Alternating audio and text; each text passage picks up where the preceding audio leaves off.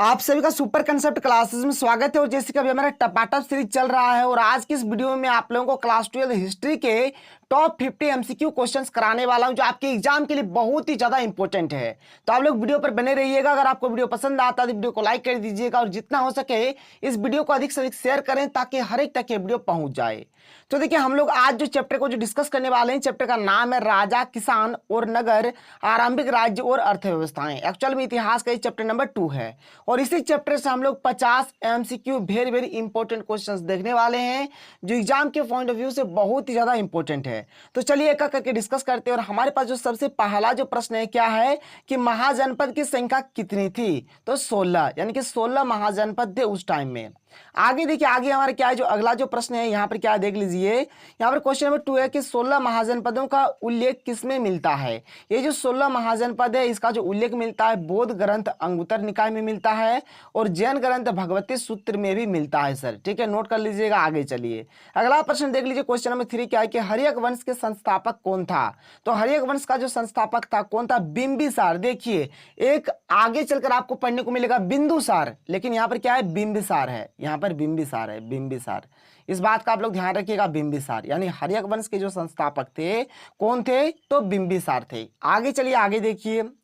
बिंबिसार के राज्य का प्रख्यात वैद्य का क्या नाम था? तो जीवक। जीवक जो था वह बिंबिसार के राज्य का मतलब एक बहुत ही फेमस वैद्य जी था। आगे चलिए, आगे देखिए कि मगध साम्राज्य का संस्थापक कौन था? तो बिंबिसार। हर्यक वंश बोलिए या फिर मगध साम्राज्य बोलिए, दोनों का जो संस्थापक था कौन था? बिंबिसार था। आगे चलिए अगला प्रश्न देखिए। क्वेश्चन नंबर 6 क्या है कि बिंबिसार के राज्य का प्रसिद्ध वास्तुकार कौन था? तो महागोविंद। महागोविंद जो था वह बिंबिसार के राज्य का प्रसिद्ध वास्तुकार था। आगे देखिए क्वेश्चन नंबर 7 यहाँ पर क्या दिया गया है कि बिंबिसार का अंत कैसे हुआ? तो बिंबिसार को क्या हुआ था सर? उनका जो पुत्र था अजातशत्रु, अजातशत्रु ही अपने पिता को मार दिया था। इस बात को आप लोग याद रखिएगा। यानी बिंबिसार का अंत कैसे हुआ था? तो अपने पुत्र अजातशत्रु द्वारा मारा गया था। ये क्वेश्चन नंबर 8 यहाँ पे क्या देख लीजिए। क्वेश्चन नंबर 8 के अजातशत्रु के पिता का क्या नाम था? तो बिंबिसार। ठीक है, बिंबिसार कौन था? तो अजातशत्रु का पिता था। क्वेश्चन नंबर 9 यहाँ पर क्या है कि फूट डालकर विजय प्राप्त करने का कार्य सर्वप्रथम किस राजा ने किया? तो सर्वप्रथम क्या था? अजातशत्रु ने। किसने? अजातशत्रु। आगे चलिए क्वेश्चन नंबर 10 देखिए। क्वेश्चन नंबर 10 यहाँ पर क्या दिया गया है देख लीजिए। यहाँ पर क्या है कि जीवक वैद्य किस वंश के काल में था? तो यह हर्यक वंश के काल में था सर। हर्यक वंश के काल में कौन था? जीवक वैद्य था। मतलब ये जो हर्यक वंश था यानी कि जो मगध साम्राज्य जो था वहां पर जो एक फेमस जो वैद्य जी था उसी का नाम क्या था? जीवक था। आगे चलिए अगला प्रश्न देख लीजिए। यहाँ पर एक्चुअल में थोड़ा नंबरिंग यहाँ पर भी 10 है, यहाँ पर भी 10 है, उससे लेना देना नहीं है, हमें तो सर पढ़ना है। ठीक है, चलिए यहाँ पर आपको एक क्वेश्चन यहाँ पर एक्स्ट्रा मिल गया, देख लीजिए। यहाँ पर जो क्वेश्चन है बहुत ही ज्यादा इंपॉर्टेंट है। जैसे कि हमारा जो पहला क्वेश्चन है क्या है कि प्रथम बौद्ध संगीति किसके शासनकाल में और कहां पर हुई थी? तो अजातशत्रु के शासनकाल में राजगृह में हुआ था। देखिए इसका मैं आपको एक ट्रिक बता देता हूं, आप लोग आसानी से याद रख सकते हैं। देखिए प्रथम माने क्या होता है? प्रथम माने होता है एक। और देखिए हर एक व्यक्ति का एक न एक शत्रु जरूर होता है। हर एक व्यक्ति का एक न एक शत्रु जरूर होगा। तो शत्रु से याद रखिएगा अजातशत्रु, और एक माने क्या? प्रथम बौद्ध संगीति। और देखिए यहाँ पर राजगृह। राजगृह माने क्या? राजा का गृह यानी कि राजा का घर। अब मानिक चलिए राजा कहाँ का होता है? राज्य का होता है। और हर एक राज्य का कितना राजा? तो एक ही राजा। तो एक राजा से आप याद रख सकते हैं राजगृह, एक शत्रु से याद रख सकते हैं अजातशत्रु, और एक से आप लोग रख सकते हैं याद प्रथम बौद्ध संगीति। तो प्रथम बौद्ध संगीति जो हुआ था कहाँ हुआ था? तो अजातशत्रु के शासनकाल में हुआ था, राजगृह में हुआ था। ठीक है सर, कोई प्रॉब्लम नहीं है। चलिए आगे चलिए अगला जो प्रश्न यहाँ पर देख लीजिए। अगला प्रश्न यहाँ पर हमारे पास क्या है? अगला जो प्रश्न है क्या कि द्वितीय बौद्ध संगीति किसके शासनकाल में और कहां पर हुई थी? तो ये आपका हुआ था कालशोक में और इसका स्थान जो है वैशाली। इसका भी मैं आप लोगों को ट्रिक बता देता हूं ताकि आप लोग कभी जिंदगी में ना भूलें। देखिए सर कालशोक से यहाँ पर आप लोग बोल सकते हैं काला। ठीक है, कालशोक से क्या बोलेंगे? काला।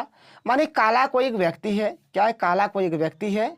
ठीक है, और ये क्या करता है? दिन में 2 बार नहाता है, 2 बार साबुन लगाता है, 2 बार नहाता है। बात क्लियर?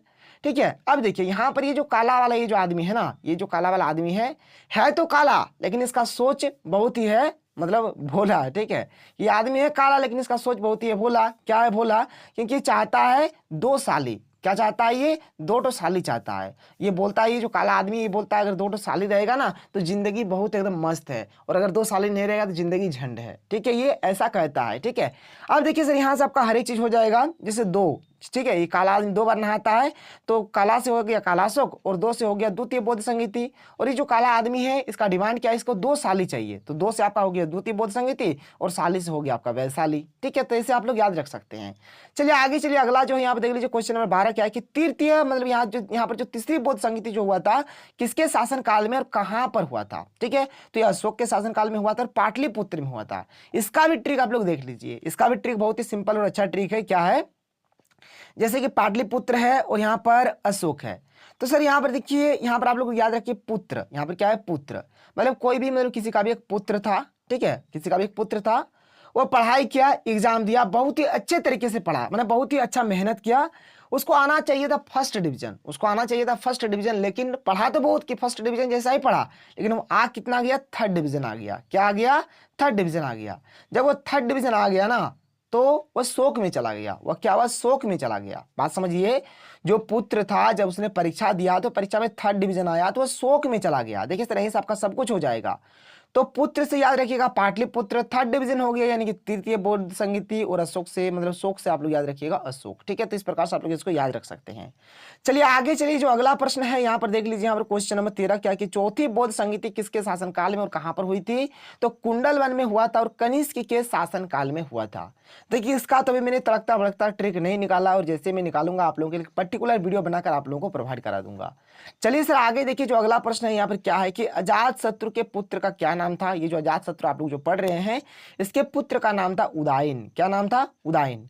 अभी जो उदायन क्या करता है कि जो मगध की राजधानी जो राजगिरी है उसको हटाकर पाटलिपुत्र में शिफ्ट कर देता है, यानी राजगिरी से जो राजगिरी जो राजधानी था उसको शिफ्ट कहाँ कर देता है, तो पाटलिपुत्र इसको शिफ्ट कर देता है। कौन करता है, उदायन। उदायन क्या करता है, राजधानी को राजगिरी से हटाकर पाटलिपुत्र में शिफ्ट कर देता है। इस बात का आप लोग ध्यान रखिएगा। क्वेश्चन नंबर 16 क्या दिया गया कि पाटलिपुत्र नगर की स्थापना यहाँ पर, ठीक है, उदायन हो जाएगा। ठीक है, उदायन, यहाँ पर थोड़ा मिसप्रिंट है कि उदायन ने किस नदी के संगम पर की। तो जो उदायन ने यहाँ पर जो पाटलिपुत्र नगर की जो स्थापना की थी, कहाँ क्या था, तो गंगा सोन और पुनपुन नदी के संगम पर क्या था, ये उदायन है सर, ये वाला उदायन। ठीक है, इसको सुधार लीजिएगा। आगे चलिए, अगला जो क्वेश्चन है क्वेश्चन नंबर 17 क्या कि उदायन का उत्तराधिकारी कौन था, तो नागदशक था। हर्यक वंश के अंतिम संस्थापक कौन थे, तो नागदशक। हर्यक वंश जो आप लोग अभी पढ़ रहे हैं, इसका जो अंतिम जो शासक था कौन था, नागदशक था। आगे चलिए, अगला जो प्रश्न है कि नागवंश के संस्थापक कौन थे, तो शिशुनाग थे। अब देखिए सर, अभी जैसे कि मैंने आपको क्या बताया कि जो उदायन था वो राजधानी राजगिरी है को पाटलिपुत्र में शिफ्ट कर देता है। अब ये जो शिशुनाग होता है, शिशुनाग क्या करता है, राजधानी को पाटलिपुत्र से शिफ्ट कर देता है, कहाँ, वैशाली। बात को समझ सकते हैं। यहाँ पर उदायन क्या क्या, उदायन ने क्या क्या कि राजगिरी को क्या क्या पाटलिपुत्र में शिफ्ट कर दिया, और शिशुनाग ने क्या क्या पाटलिपुत्र को वैशाली में शिफ्ट कर दिया। इस चीज का आप लोग ध्यान रखिएगा। अगला जो प्रश्न है क्या कि शिशुनाग का उत्तराधिकारी कौन था, तो कालाशोक इसका सही आंसर हो जाएगा। अब देखिए यहाँ पर कालाशोक भी और एक काम कर देता है, जैसे कि सबसे पहले उदायन क्या करता है कि राजगिरी को मतलब पाटलिपुत्र शिफ्ट कर देता है, मतलब जो राजधानी था राजगिरी है ना उसको पाटलिपुत्र शिफ्ट कर देता है। शिशुनाग क्या करता है, पाटलिपुत्र को वैशाली में शिफ्ट कर देता है। ठीक है, और कालाशोक क्या करता है, फिर से वैशाली को पाटलिपुत्र में शिफ्ट कर देता है। तो यही सब काम होते रहता है, तो इस बात का आप लोग ध्यान रखिएगा, जो कि मैं यहाँ पर मैंने हर एक चीज को अच्छे तरीके से लिख दिया है। क्वेश्चन नंबर 23 क्या है कि नागवंश का अंतिम शासक कौन था, तो नंदीवर्धन था। कौन था, नंदीवर्धन। और यहाँ पर देखिए सर, नागवंश का अंत हो जाता है, फिर नंदवंश का स्थापना होता है, और नंदवंश का जो स्थापना करता है कौन करता है, यानी कि जो नंदवंश का जो संस्थापक था कौन था, महापद्म नंद था। कौन था, महापद्म नंद था। महापद्म नंद के 9 पुत्र थे, और जो 9वां वाला जो पुत्र था उसका नाम था धनानंद या फिर घनानंद, जो भी आप लोग बोलेंगे। अब देखिए नंद वंश का जो अंतिम शासक था कौन था, तो धनानंद बोलिए या फिर घनानंद, कहीं कहीं पर घनानंद लिखा रहता है, कहीं कहीं पर धनानंद लिखा रहता है, जैसा भी मिलेगा ऑप्शन आप लोग उसी के अकॉर्डिंग मारिएगा। आगे चलिए, अगला जो प्रश्न देख लेते हैं कि सिकंदर कहाँ का शासक था, तो ये यूनान यानी कि मैसेडोनिया का शासक था। सिकंदर के सेनापति का नाम क्या था, तो सेल्यूकस निकेटर इसके सेनापति का नाम था। आगे चलिए, आगे देखिए क्वेश्चन नंबर 29 क्या कि सिकंदर की मृत्यु कहाँ हुई, तो बेबीलोन में हुआ था। इस बात का आप लोग ध्यान रखिएगा। आगे क्या है कि घनानंद का अंत किसने किया, तो चंद्रगुप्त मौर्य ने क्या था। मौर्य वंश का संस्थापक कौन था, तो चंद्रगुप्त मौर्य था। आगे देखिए, नंद वंश का अंत किसने किया, तो चंद्रगुप्त मौर्य ने किया। चंद्रगुप्त मौर्य किस धर्म के अनुयायी थे, तो जैन धर्म के अनुयायी थे। आगे चलिए, मेगास्थनीज किसके दरबार में आया था, तो चंद्रगुप्त मौर्य के दरबार में आया था। मेगास्थनीज कौन था बाबू, तो मेगास्थनीज सेल्यूकस निकेटर का राजदूत था। इंडिका किसकी रचना है? तो मेगास्थनीज की ही रचना है। अब इंडिका एक्चुअल में है क्या? तो इंडिका में जो मौर्य साम्राज्य है उसका जो भव्यता है और जो शासन प्रणाली है इसी के बारे में लिखा गया है। क्वेश्चन नंबर 38 क्या है कि चंद्रगुप्त मौर्य का उत्तराधिकारी कौन था? यानी कि बिंदुसार। देखिए यहाँ पर बिंदुसार है, बिंदुसार। चंद्रगुप्त मौर्य का जो बेटा है उसका नाम है बिंदुसार। और ये मतलब यहाँ पर क्या है, जो बिंदुसार है वो मौर्य वंश का दूसरा शासक है, मौर्य वंश का दूसरा शासक है। और बिंदुसार का जो उत्तराधिकारी है वो कौन है? तो अशोक है। और जो अशोक है वह मौर्य वंश का क्या है? तीसरा शासक था। जो अशोक था वह मौर्य वंश का तीसरा शासक था।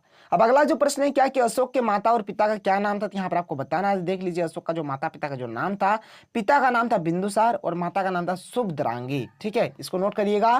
क्वेश्चन नंबर 42 क्या है कि कलिंग का युद्ध कब लड़ा गया था? तो 261 ईसा पूर्व में कलिंग का युद्ध लड़ा गया था। और देखिए कलिंग का जो युद्ध हुआ था अशोक और कलिंग के राजा के बीच हुआ था। और कलिंग का राजा का जो नाम था क्या था? तो अनंतनाथन नाम था। अशोक के जीवन का अंतिम युद्ध कौन सा था? तो कलिंग का युद्ध ही उसका अंतिम युद्ध था। ठीक है, आगे चलिए, आगे देख लीजिए क्या है। अगला जो प्रश्न है क्या है कि अशोक के किस शिलालेख में कलिंग के युद्ध की जानकारी मिलती है? जो 13वां शिलालेख है उसी में इसका मतलब जानकारी मिलता है। कलिंग के युद्ध के बाद अशोक किस धर्म का अनुयायी बन गया? तो बौद्ध धर्म का अनुयायी बन गया। धम्म की शुरुआत किसने की? तो अशोक ने की थी सर। आगे चलिए, आगे देखिए जो अगला प्रश्न है क्या है कि अशोक के शिलालेख की खोज किसने और कब की? तो पादरेडी फेंथलर ने 1750 ईस्वी में किया था। अशोक के अभिलेखों को सबसे पहले किसने और कब पढ़ा? तो जेम्स प्रिंसेप ने पढ़ा था 1837 में। और लास्ट क्वेश्चन, क्वेश्चन 50 क्या है कि अशोक के शिलालेख किस लिपि में थी? तो ब्राह्मी, ख्रोष्टी, अरमाइक और ग्रीक की लिपि में थी सर। ठीक है, नोट करिएगा। यहाँ पर मैंने आपको हर एक चीज को बताया बहुत ही सिंपल तरीके से, इजी तरीके से। अगर आपको वीडियो पसंद आया तो वीडियो को लाइक कर दीजिए। तो चलिए मिलते हैं अगले वीडियो में। थैंक यू, जय हिंद।